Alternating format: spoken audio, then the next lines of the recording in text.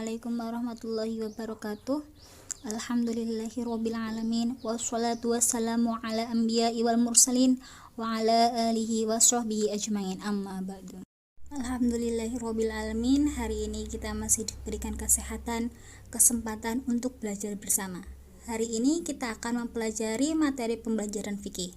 Oke, sebelumnya kita awali dengan bacaan basmalah. Bismillahirrahmanirrahim.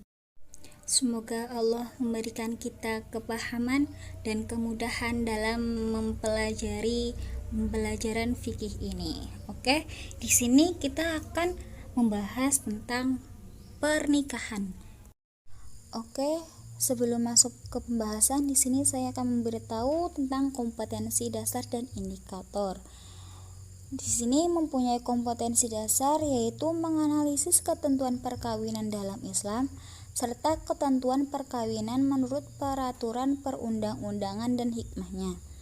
Dan selanjutnya ada indikator, yaitu 1. Menjelaskan pengertian perkawinan dalam Islam dan perundang-undangan. Yang kedua, menerangkan hikmah perkawinan. Dan yang ketiga, membedakan syarat dan rukun perkawinan. Selanjutnya ada tujuan pembelajaran.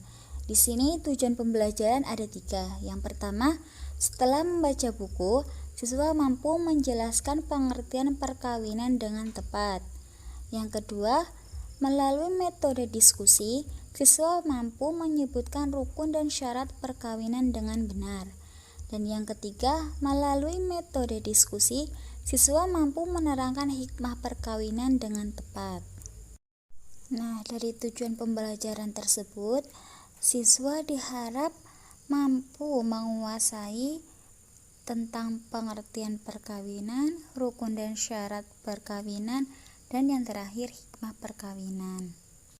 Nah, oke, selanjutnya kita akan masuk pembahasan, yaitu kita akan mempelajari tentang pengertian perkawinan menurut Undang-Undang Nomor 1 Tahun 1974. Menurut Undang-Undang Nomor 1 Tahun 1974 bahwa perkawinan ialah ikatan lahir batin antara seorang pria dengan seorang wanita sebagai suami istri dengan tujuan membentuk keluarga atau rumah tangga yang bahagia dan kekal berdasarkan ketuhanan yang Maha Esa. Nah, selanjutnya ada pengertian perkawinan menurut Islam. Pengertian perkawinan menurut Kompilasi Hukum Islam atau KHI pada pasal 1 yaitu perkawinan adalah pernikahan, yaitu akad yang sangat kuat atau untuk mentaati perintah Allah dan melaksanakannya merupakan ibadah. Oke, selanjutnya ada pengertian perkawinan menurut Profesor Subekti SH. Bahwa perkawinan adalah pertalian yang sah antara seorang laki-laki dengan seorang perempuan untuk waktu yang lama. Sedangkan menurut Profesor Dr. R. Wirjono Prodjodikoro SH mengatakan bahwa perkawinan adalah suatu hidup bersama dari seorang laki-laki dan seorang perempuan yang memenuhi syarat-syarat yang termasuk dalam peraturan hukum perkawinan. Oke, selanjutnya kita akan membahas tentang rukun perkawinan menurut KHI. Rukun perkawinan yang pertama adalah adanya calon mempelai laki-laki. Adapun calon mempelai laki-laki harus memenuhi beberapa syarat. Yang pertama, Islam. Yang kedua, baligh. Yang ketiga, berakal sehat. Yang keempat, tidak dipaksa. Yang kelima, bukan mahram calon mempelai wanita. Yang keenam, tidak sedang ihram haji atau umroh. Dan yang terakhir, tidak mempunyai halangan yang mengharamkan nikah. Rukun perkawinan yang kedua adalah calon mempelai wanita. Adapun calon mempelai wanita harus memenuhi beberapa syarat. Yang pertama, Islam. Yang kedua, berakal sehat. Yang ketiga, bukan mahram calon mempelai laki-laki. Yang keempat, tidak sedang ihram atau umroh. Yang kelima atau yang terakhir, tidak mempunyai halangan yang mengharamkan nikah.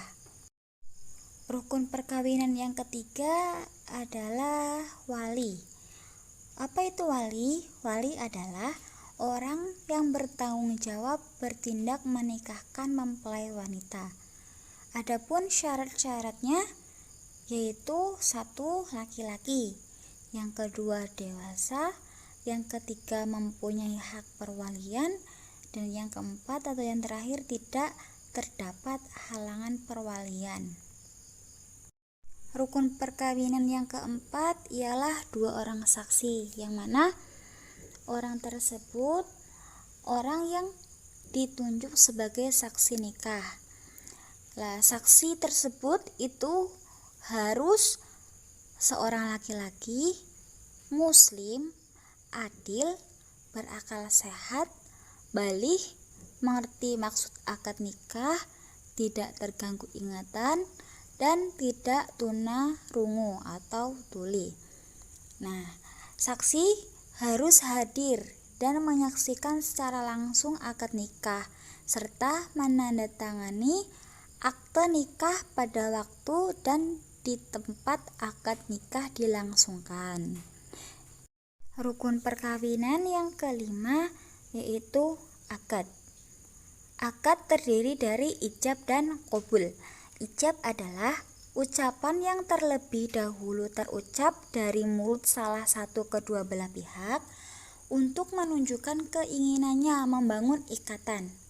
Sedangkan qabul adalah apa yang kemudian terucap dari pihak lain yang menunjukkan kerelaan atau kesepakatan atas apa yang telah diwajibkan oleh pihak pertama. Adapun syarat akad atau ijab qabul adalah 1. Dengan kata tasbit atau terjemahannya. Yang kedua, bahwa antar ijab wali dan qabul calon mempelai laki-laki harus beruntun dan tidak berselang waktu. Yang ketiga, hendaknya ucapan qabul tidak menyalahi ucapan ijab, kecuali kalau lebih baik dari ucapan ijab. Yang keempat atau yang terakhir, pihak-pihak yang melakukan akad harus dapat mendengarkan kalimat ijab qabul. Oke, selanjutnya kita akan membahas tentang syarat-syarat perkawinan. Syarat-syarat perkawinan ada 2, yaitu syarat material dan syarat formil. Syarat material yaitu syarat mengenai orang-orang yang hendak melangsungkan perkawinan, terutama mengenai persetujuan izin dan kewenangan untuk memberi izin. Syarat yang kedua yaitu syarat formil atau syarat lahir. 4. Mampu membuat wanita melaksanakan tugasnya sesuai dengan tabiat kewanitaan yang diciptakan.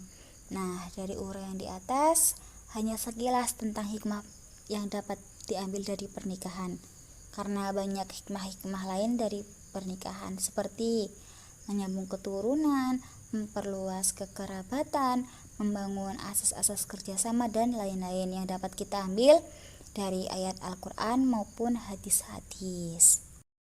Oke, dari materi yang telah saya sampaikan tadi dapat kita ambil kesimpulan bahwa pengertian pernikahan adalah ikatan lahir batin antara seorang pria dengan seorang wanita sebagai suami istri dengan tujuan membentuk keluarga yang bahagia dan kekal berdasarkan ketuhanan yang Maha Esa. Selanjutnya tadi kita membahas tentang rukun perkawinan. Rukun perkawinan itu ada 5. Yang pertama, adanya calon mempelai laki-laki, adanya calon mempelai perempuan, adanya wali, adanya 2 orang saksi, dan akad atau ijab qabul. Tadi selanjutnya setelah mempelajari rukun perkawinan, ada syarat-syarat perkawinan. Syarat perkawinan ada 2, yaitu syarat material dan syarat formil. Yang terakhir kita bahas tadi yaitu ada hikmah perkawinan. Tadi disebutkan cuma ada beberapa hikmah perkawinan, yaitu memenuhi tuntutan fitrah, mewujudkan ketenangan jiwa, menghindari dekadensi moral, dan yang terakhir menyambung keturunan. Nah, itulah cangkupan materi yang telah kita pelajari pada hari ini. Pada pertemuan selanjutnya kita akan membahas tentang perkawinan yang terjadi di lingkungan masyarakat. Oke, sampai di sini apakah ada yang mau bertanya? Jika tidak, maka kita akan tutup pembelajaran hari ini dengan bacaan hamdalah. Alhamdulillahirabbil alamin. Semoga ilmu yang kita dapat pada hari ini dapat bermanfaat. Amin. Oke, saya akhiri pada pertemuan kita kali ini. Wassalamualaikum warahmatullahi wabarakatuh.